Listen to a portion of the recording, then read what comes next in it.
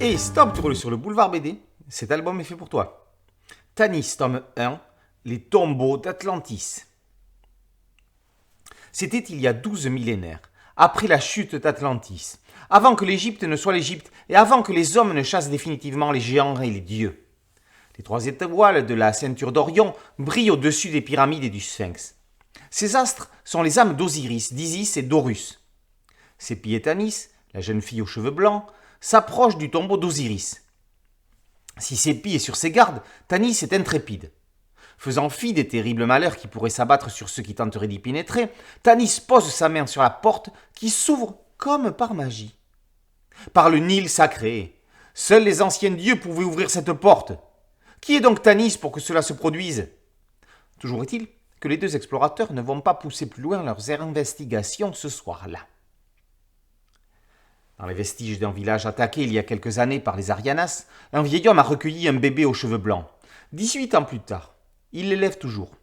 Qui est-elle? D'où vient-elle? Nul ne le sait. Tel Torgal, l'orphelin des étoiles, cette fille a quelque chose de particulier dans ses origines.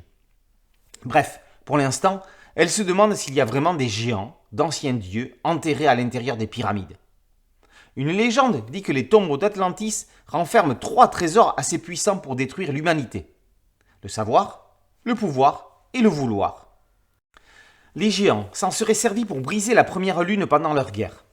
Celle-ci serait devenue un fleuve de pierres célestes qui tombent du ciel et déciment des tribus entières. Curieuse de savoir à quoi ressemblent ces trésors, Tanis décide de pénétrer plus profondément dans la pyramide, avec Sépi bien sûr. La découverte d'un casque doré risque de bouleverser leur destin.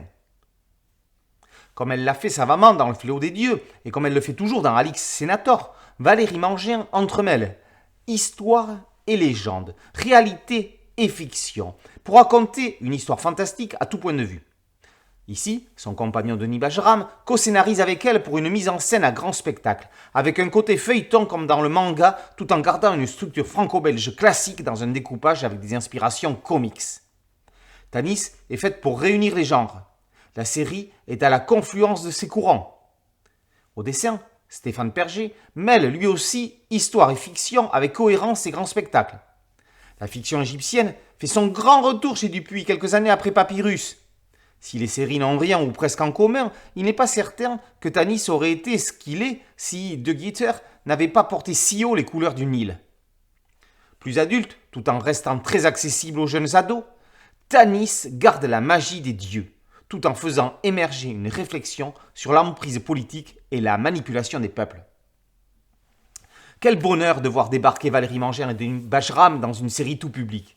Tanis est la série bonne surprise de ce début d'année. Elle prouve que la bande dessinée, c'est bien plus fort que la vraie vie, car elle permet de voyager dans l'espace et dans le temps. Bienvenue en Égypte, au temps des dieux. Tanis tome 1, Les tombeaux d'Atlantis, par Mangin, Bajram et Perger, et par aux éditions Dupuis.